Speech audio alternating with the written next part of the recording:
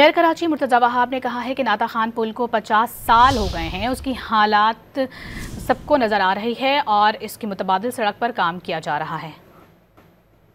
अच्छा, नाता खान फ्लाईओवर 50 साल हो गए, उसका हाल आपको पता है, उसके मुतबादिल पे काम किया जा रहा है इस वक्त। देखो, अभी जब तक इंजीनियर की रिपोर्ट नहीं आएगी, वहाँ पे ज़मीन कुछ हासिल करनी है, जब तक ये मसाइल हल नहीं होंगे तब तक मैं उसका टाइम फ्रेम नहीं दे सकता। अच्छा, नाता खान फ्लाईओवर 50 साल हो गए, उसका हाल आपको पता है, उसके मुतबादिल पे काम किया जा रहा है इस वक्त। देखो, अभी जब तक इंजीनियर की रिपोर्ट नहीं आएगी, वहाँ पे ज़मीन कुछ हासिल करनी है, जब तक ये मसाइल हल नहीं होंगे तब तक मैं उसका टाइम फ्रेम नहीं दे सकता।